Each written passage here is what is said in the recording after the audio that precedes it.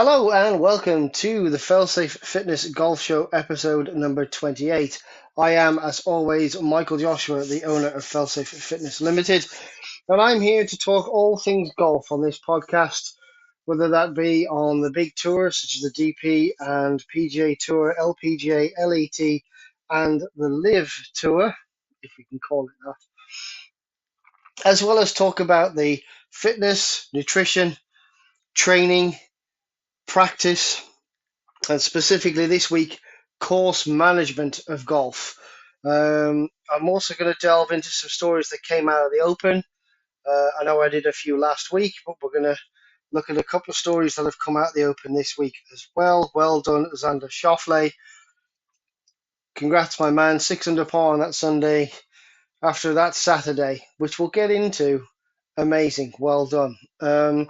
If you haven't listened to the show before, this is basically what it is. It's me talking about golf for the next 25 to 45 minutes, um, giving you some hints and tips, my thoughts on some news stories that have come out, my thoughts on how the golf should be played, and my thoughts on how you should out there can improve your games. Get a little bit of admin out the way. The 5 for 4 deal is still on. I know I've had a couple of my regular clients pick up that deal this week.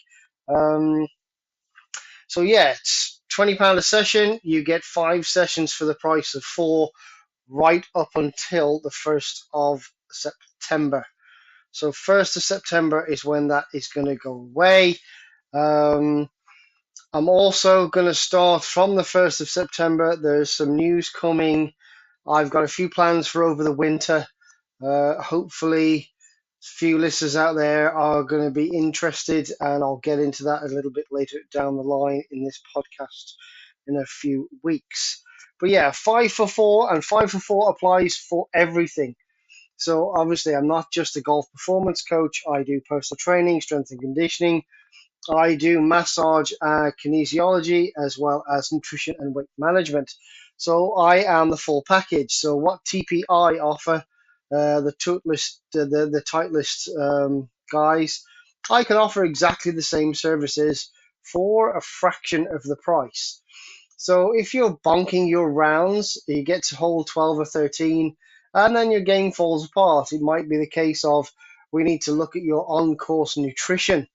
Um, are you taking in some protein, some sugars that are gonna boost your energy? Maybe something a little caffeinated just to keep the energy levels up. Are you drinking too many beers? More than likely is the answer in some cases.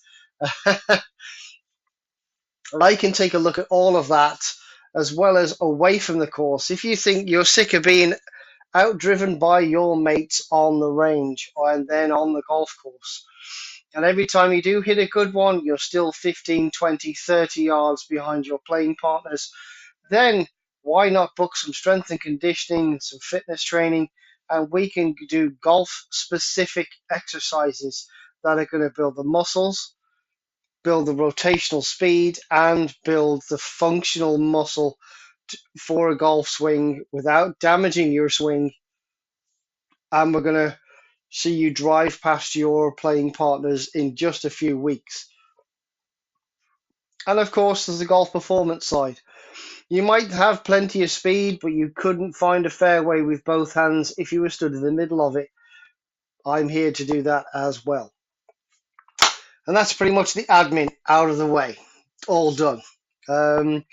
Little hints into this week that I've been up to. Obviously, Open Week. The guys that are on the Facebook group or following me on Facebook will have seen me repost the Bryson DeChambeau part of the Live at the Range. He talks about his 3D printed irons, his 5-degree driver, his 9-degree 3-wood. Because, of course, he's got a 9-degree 3-wood. Why wouldn't he? He swings the damn thing at 130 mile an hour.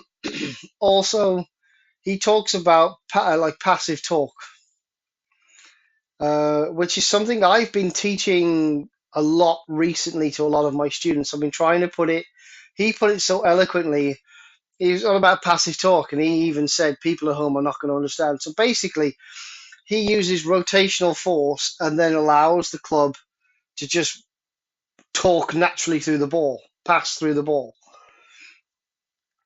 And in a video just before the one at the Open, he was talking about almost feeling like from the top his hands are in his right pocket. For left-handers, it'd be in your left pocket. And then from there, he just turns and burns as hard as he can through the ball and then allows the club to just pass through the ball. So the torque of the club, the rotational torque of the club, of his body, is turning the club square on, and that speeds the club up at the right end, not speeding the handle up, but speeding the head up through the ball to give him the shot shape or the desired distance that he gets. And it's something I've been going through with a few students this week, and it's kind of clicked. It's a couple of them kind of get it. A couple of them need some work. It takes a lot to understand, but once you get it, you're not stressing your back out. You're not stressing your arms out. It's a hard thing to understand. It's a hard thing to get into. But once you get the feeling for it, which is why the strength and conditioning side, I've spoke to a couple of people this week about side-to-side kettlebell swings or a dumbbell, just swinging that with one hand as if you were in a golf motion to feel the rotational torque getting loading into one side to swing the dumbbell sort of chest high or kettlebell chest high. You've got to load and rotate the left hip or right hip if you're a left-hander to up and out to help get the swing. And that's basically what we're doing in a golf swing. And with the more weight and the more speed we can get, the heavier that kettlebell gets, the more force you've got to put through that leg. And the more force, that rotational torque of force through that hip, the up and out is going to create speed at the bottom of your golf swing where the club heads could pass in the ball. It was fantastic, and I've been teaching this all week. I know I've had a couple of good lessons this week. I've got a client that I've had for over a year come back, um, and hopefully we can fix.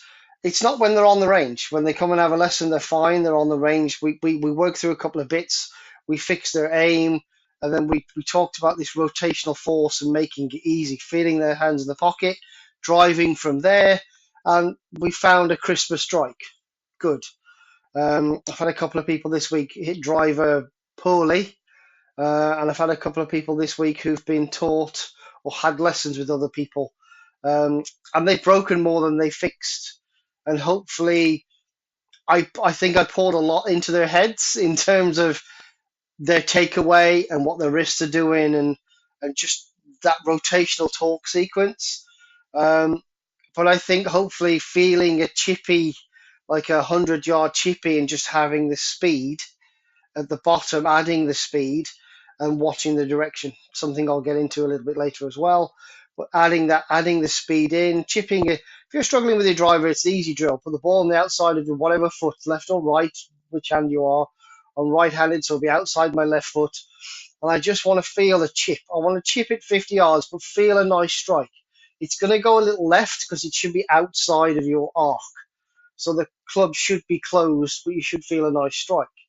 And once you've hit a couple, maybe three that are like that, open up the feet a little bit, put the ball back middle of the foot, maybe on the big toe, and then hit it 100 yards. Feel the strike, get two or three in the right way, then go 100 yards.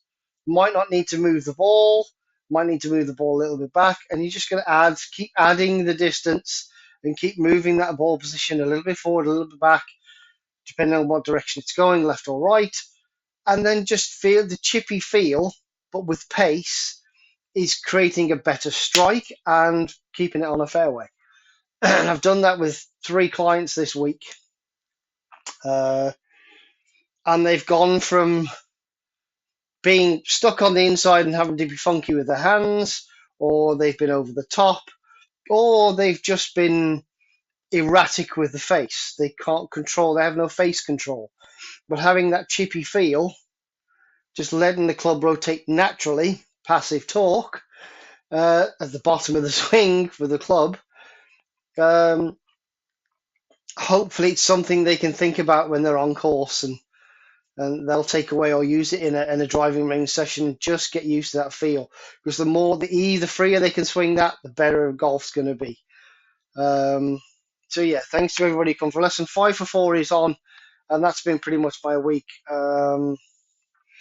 Tough week, obviously. I've people who know me, and I've spoken to you this week. I've got some family that are in ill health. I've not been great either. I actually put a hammock up Sunday, so to stand, I've gone to get in it. I've actually tripped over the hammock in a pair of flip flops. Go me, and I think I may have done some damage to the meniscus. I've got a friend who's a physio. He's going to come and take a look, but he went tight straight away. Um, and even at the recording of this podcast, it feels tight. I can't bend when you sit down and tuck a leg underneath you, I can't do that anymore. And that's been me for the last 30 years, which is probably why the inside of the left knee is gone. And obviously, left knee is the knee I load into playing golf. So maybe playing golf this week might be out a little bit, even though I seem to have fixed my driver woes this morning on the driving range. Yeah, so that's been my week. It's been some good, some bad. I was close to winning the club championship. Ended up finishing, I think it's second or third, which would have been, I think it would have been fourth or fifth had we not had to disqualify 4 people from the competition. Uh, Something I'll get into a little bit later on as well is that if you are playing competitions, there are certain things with scorecards that clubs expect. And we're not the biggest club in the world, but we still expect standards from our players. So, yeah, it's been a tough week. A few discussions, a few heated text messages, etc., etc. But yeah, we'll get there. So that's been my week. Enough of that. It's 20 minutes of nearly 10 minutes of me rambling on. Um, so let's talk about where players are playing this week. Where are the big boys and girls from the DP World Tour, etc., etc., playing? Well, DP World Tour and the Ladies European Tour, no action. There's no action now until after the Olympics, which I don't think the golf's this week. I think it's next week. And after that, the LET or PGA, they are at the uh, Ladies Scottish Open and then the Ladies Open the week after, which is second week of August, third week of August. This week, Live, big week for Live. Live UK at JCB. We all know JCB. If you've seen Rick Shields' channel, he's played there quite a bit. Good played there as well with Rick. Fantastic golf course. It's going to be interesting to see those players. I don't know what the issues were with the course they were using before, but JCB kind of snapped up and said, "Yeah, we'll do it." So it could be interesting to see how those players get round that golf course this week. I mean, I'm not a massive fan of the format, but I think some of those guys would be interesting to watch, especially after Garcia's win uh, the week before last. PGA Tour, TPC Twin Cities for the 3M Open, $8.5 million. So the week after the Open, the PGA Tour have put a huge purse up for grabs. How many players go and play that at the top 20 in the world?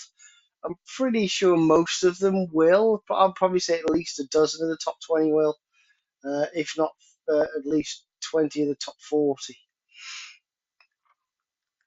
And then LPGA Tour is the HSB Women's Champs with 1.8 million up for grabs there. And that's pretty much most of the golf this week. Be interesting to see what goes on. We'll see how many people turn up at Twin Cities for that event. I mean, I think it is a signature event with 8.5 million up for grabs. So, yeah, we shall see. News stories of the week then. Obviously, the biggest one was Xander Schauffele wins his second major championship inside of what, 4 months. He won the PGA and now he is an Open champion.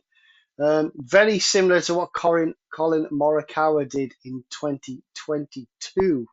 Um, and I'm glad Xander's done it. It was really good. That final day was fantastic. 6 under par, um, bagging him the Open Championship at Royal Troon. Talking of Royal Troon, there was some controversy. Um, a lot of players were upset that the tees weren't moved forward on Saturday. Um, Tyrrell Hatton and Shane Lowry were a bit upset by the fact they were hitting driver 3 wood or driver 2 iron into par fours. Whereas Matt Fitzpatrick was of the other. It's the Open. Let's make it tough. I like it tough. It separates the the men from the boys, and the winners from the losers is kind of what he was hinting at. Um, and I heard an interview with Justin Rose saying he was still up there challenging. It was tough. Saturday hanging in, hitting 2 iron, 3 iron, 3 wood into par fours is difficult. But when you can hang on, get it up and down, walk away with a par, that's open golf. And it was fantastic to see a golf course that isn't massively long, but the conditions just coming into play. Because I do think if it had been a little bit less breezy, I've got a feeling some of these players, some of the bigger hitters, would have taken more risks. I mean, Lowry hit driver everywhere, I think, for a couple of days, Thursday, Friday. He was hitting driver everywhere because he could, because the wind wasn't really in play. And then Saturday, bang. We shall see what they do at Royal Portrush in 12 months' time. And the third and final thing I'm going to talk about is another Open story. It's a story that's caught my eye.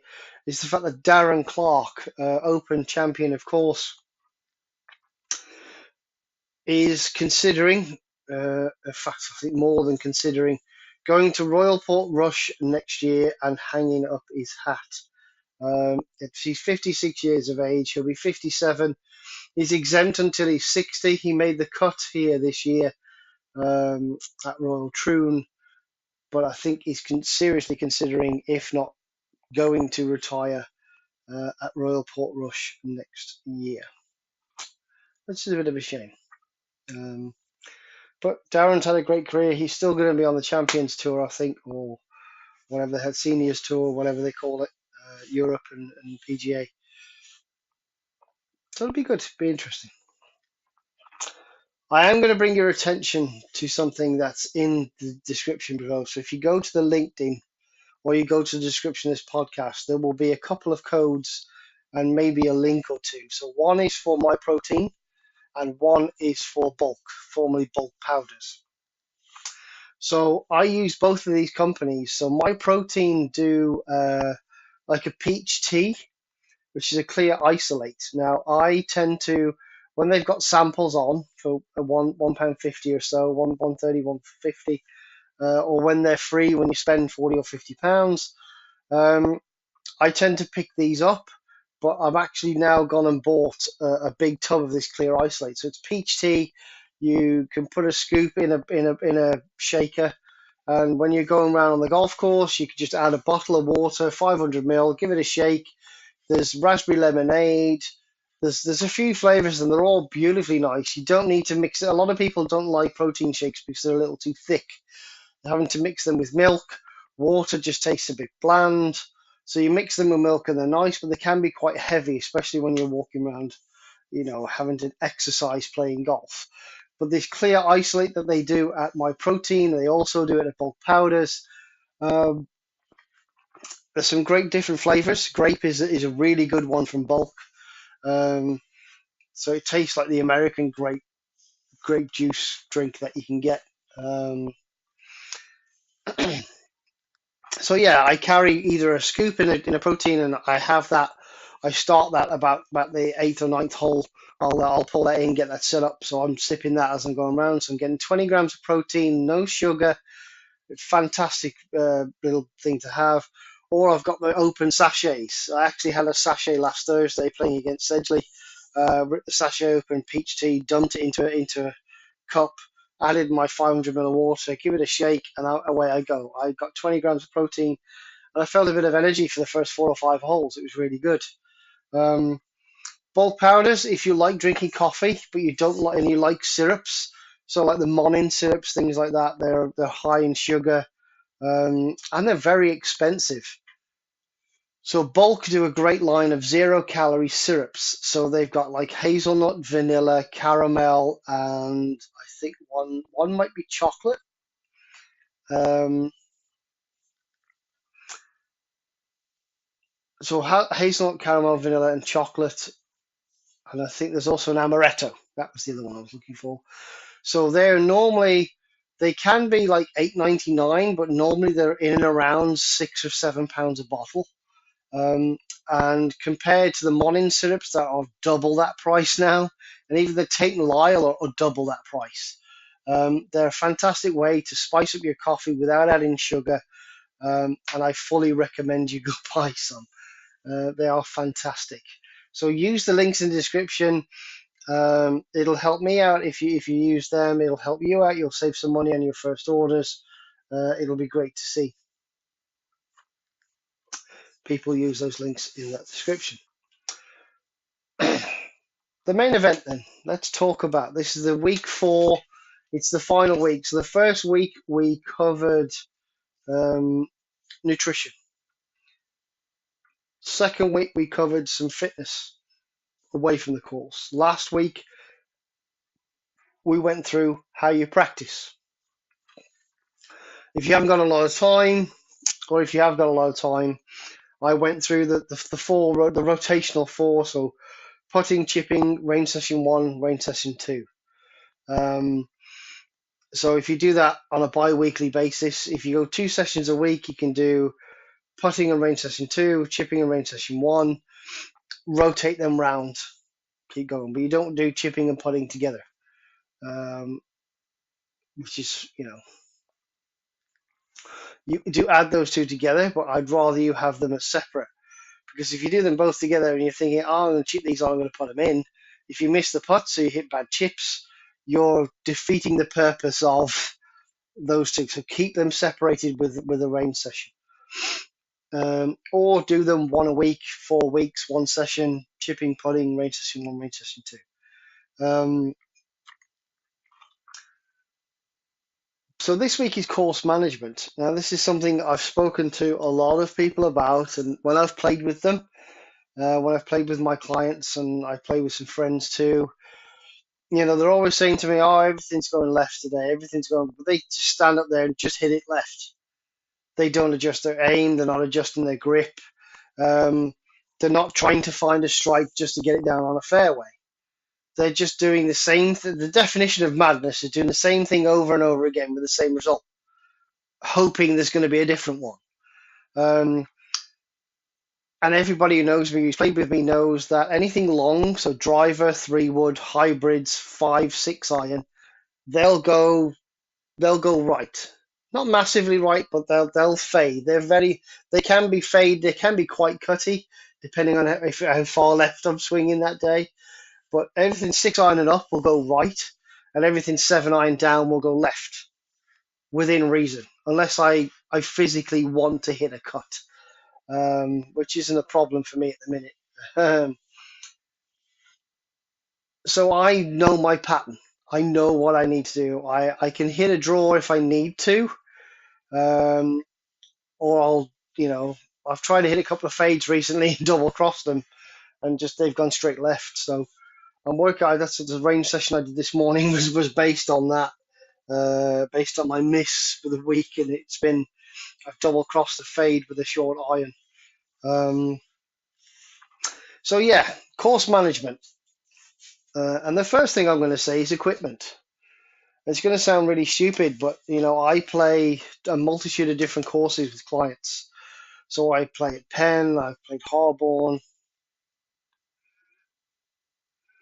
I've played Amy Green, Himley, Bewley Pines. All those golf courses are very local to me. A lot of people listening to this will go, "What the hell are those?"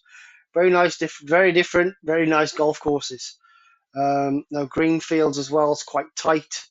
And when I'm playing at Himley, I know I can get away with a driving iron or a 3 wood to get off the tee.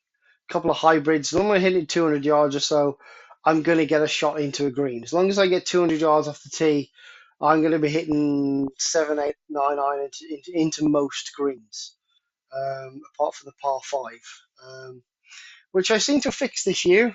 Um, you know, driver 3 wood, and I'm hitting, if I'm right side of the fairway, I'm pumping a hybrid 5 iron, sometimes a 3 wood down towards like 50, 30 or 40 yards short, chipping that on and giving it a chance at a birdie, or I'm hitting a little safe fairway.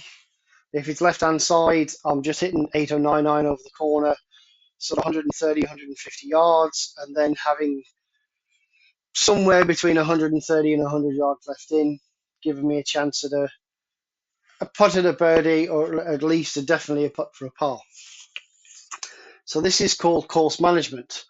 But if I'm going to somewhere like Greenfields, which is it's a par 3-ish course with a few par 4s, very narrow, and I mean extremely. They're like 25 maybe yards wide at best, fairways. A lot of par 3s. I'm not thinking about taking a driver to that golf course. I'm thinking about, I'm going to take 3 iron, driving iron, couple of hybrids, 3 wood.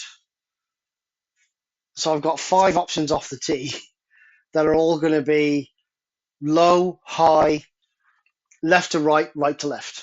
I know what I can hit what, and if I need to hit one, I'm going to pick that club out of the bag and hit it, and I'm going to hit fairway. Whereas if I take driver, could be erratic. I don't need to be taking driver because nothing's long enough, and the fairways aren't wide enough, and I have more than a 10 or 15 yard movement with my driver, whether it's right to left or left to right, it's going to move at least 20 yards minimum. Um, so playing a driver at that golf course is going to be no good for me. Same as when I play Ombersley. Ombersley's got a lot of bunkers placed at around the 200 yardish mark, which for me with driver, 190 to 210 is kind of my landing. That 190 to 220 is that 30 yard space is going to be taking out hybrid 3 wood driver. Those 3 clubs are all in that landing space. So I've got to think, am I going to try and go drive over that bunker, trying to carry it 210, or I'm going to lay up short with a 5 iron and hit 5 iron 190, or hybrid 195, 200 to the right of it. So equipment can make a massive difference. So if you know you're going to a golf course you never played before, you can take a look at it on the likes of Swing U. It's about time they sent me a sponsorship. It's a great little app, week before, day before, night before, morning before. Bring the golf course up that you're playing off the tee, you can measure. Okay, first that bunker from that tee is 200 yards, that bunker from that tee is 180. So I've got to either go over that bunker or I've got to go short up that one.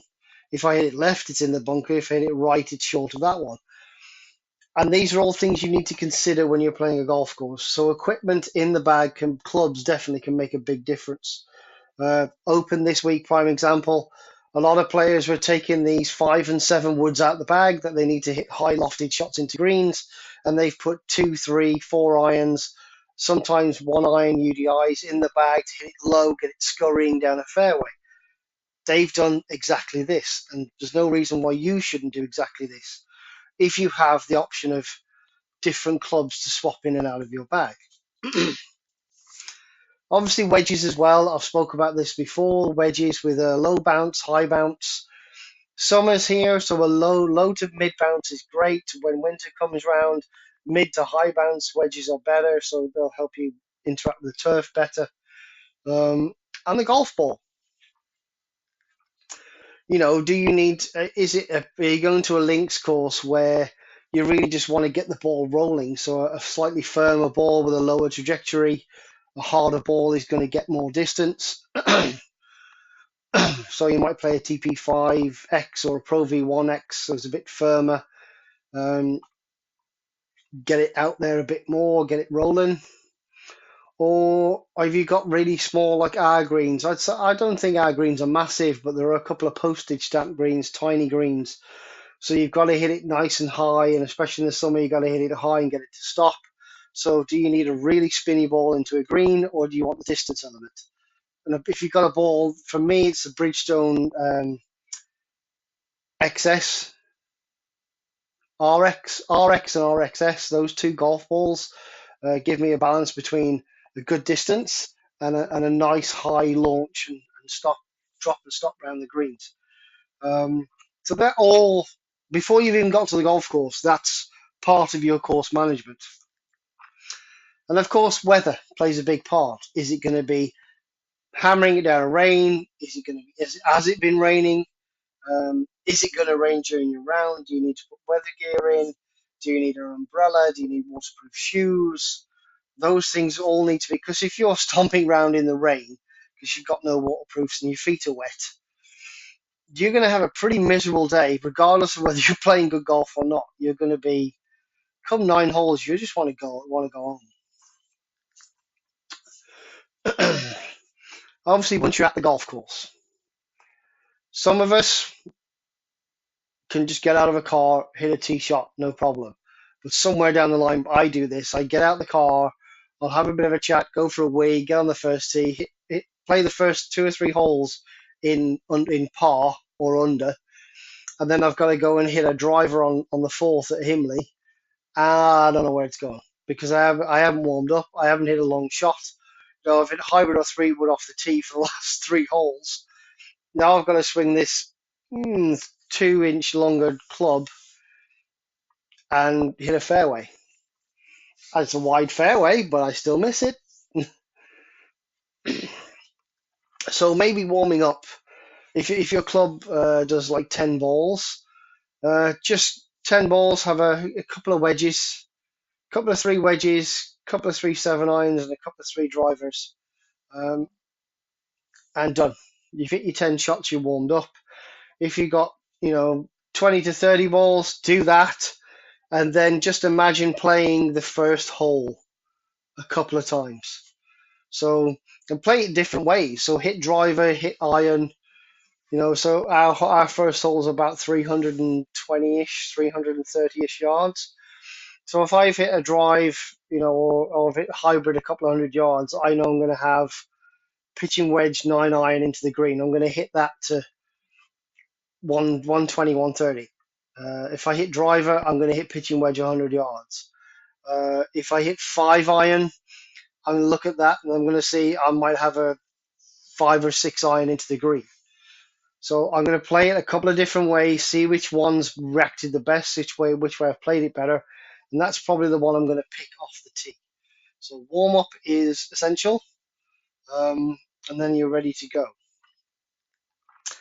And of course, you're out on course. First couple of holes, like myself the other day, par, and then driver goes awry. And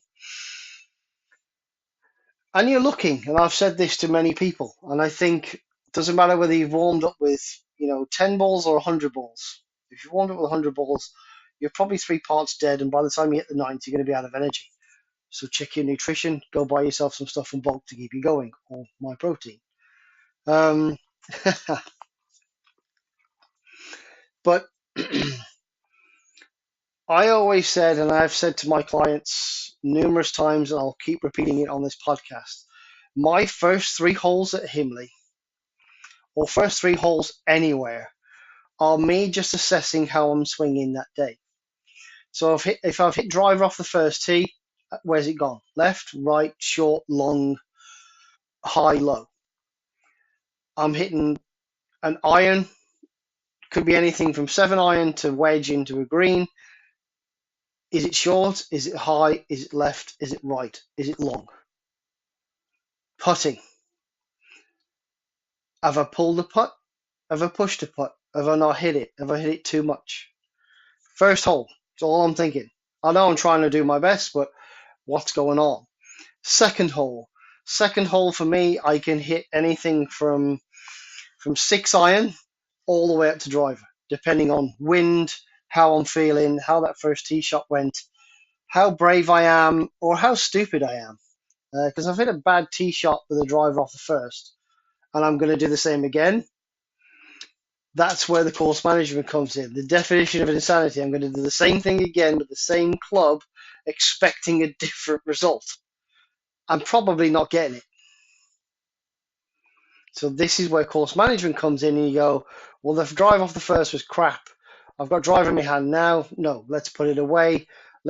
I can hit 6 iron onto the fairway, 160, 170 yards, which is going to leave me pitching wedge 9 iron, maybe even 8 iron at most into the green. I can hit 3-wood straight over the tree down towards the left-hand side bunker. I can hit driver straight at green as long as I get it high enough. So I'm assessing what I need to do off that tee based on the tee shot I just hit. And then once I'm on the fairway, am I hitting, like the other day, I hit 2 wedges. So I hit driver wedge, and then I hit 3-wood wedge into green. Playing with a Srixon Z-Star XV, small story, little interjection here. Don't buy those golf balls, they're awful. So I bought a dozen for Christmas a couple of years back. So Srixon Z-Star XVs. They probably may be a different version now, but Srixon, those balls are awful. So I've hit wedge into the second, wedge into the third. I've hit wedge into 3. It's gone in the bunker because it's short. I've hit it out the bunker and it's actually cracked. I don't hit it that hard. I don't hit golf balls hard. I swing, 97 to 100 miles an hour with a driver. So wedge, I'm probably swinging 75, 80 miles an hour. And it's scuffed to hell, and it's now broken. So yeah, not impressed. But yeah, so the first one, so 2 wedges. First wedge was good. Second wedge was good, but a little pulled. Third wedge was short. So now I'm thinking, okay, I just need to make sure I'm swinging out to the right and I'm just making good contact. So if I need to hit a wedge into 4, which I did, no, sorry, I hit 8 iron into 4 from 150. Because the greens are hard, I've hit 8 iron, let it bounce, and it's rolled just off the green to the left-hand side with pin high. So I'm just assessing what's happening. Wedge is launching really high, it's stopping okay, so I'm happy. Driver's gone okay off 4, 8 iron's done really well, putt was a little weak. So I need to make sure I'm making full contact with the putter. And this is what I'm doing. So those first 3 or 4 holes, I've now got an idea that the driver is going a little left, a little high. Wedges are getting pulled a little bit and I'm a little inconsistent with the distance.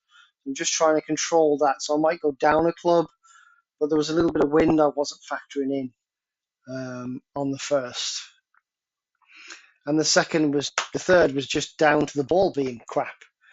So I can kind of scrap that hole, which is why I moved on to 4. And I'm still assessing this. And this sounds a hell of a lot. I'm doing this a hell of a lot. I'm doing it all the time. And I'm assessing how I'm putting. I'm assessing my wedges. I'm assessing the irons. I'm assessing off the tee.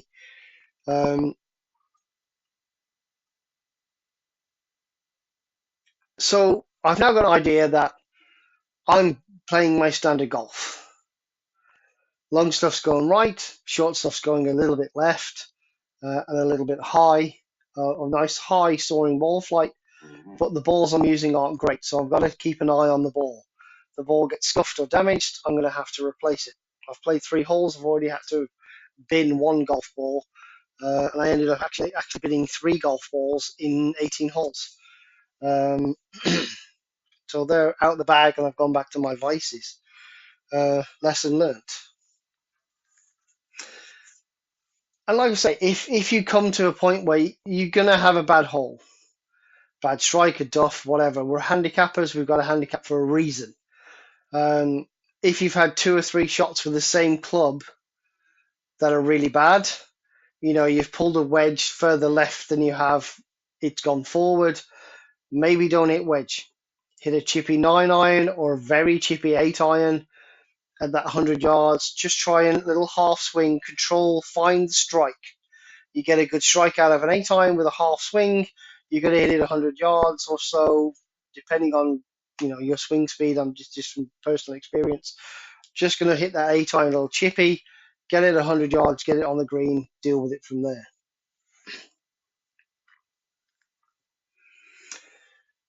And if everything's going really, really, really bad, then revert to the little half swing, find a strike and just chip it 50, 60, 100 yards. 7-iron, 8-iron, just find a strike. Just get it down. So 300-yard chips with a 7-iron are going to be better than you duffing a hybrid 5 times and wanting to snap it around a tree. And that's pretty much, it for course management. The only other thing I'll mention is that if you are a handicapper, you've got your handicap. Use your shots. Don't think this is a par 4, this is a par 5, this is a par 3. Don't think like that. If you get a shot a hole, it's a par 4, it's a par 5, it's a par 6. So if you hit a bad one off the tee, it's fine. Hit a good next shot. It's probably further than what your tee shot would be. Now it's a par 4. It's a par 3 from halfway down the fairway. I mean, I've got a couple of clients that are in the high 30s, get roughly 2 shots a hole on most holes. Your 2 shots, and when I've played with them my drive, they're hitting 2 shots to catch up with my drives, and there it's a par 4 from the middle of the fairway, halfway down the hole. And that changes the mindset. So use the shots you've got, and don't think about what's on the scorecard. Just think about the next shot. Take a breath and deal with it. Analyze what you've been doing. Just don't keep repeating those mistakes. And that pretty much is it for this week, folks. Like I say, use the links in the description. Get in touch if you want any personal training, golf performance, massage, nutrition, weight management advice. I can get you booked in. Well done, Xander Schauffele. And I hope you find the course management advice useful. Use it well, and you'll be playing better golf very soon. Have a great week, everybody. Bye-bye.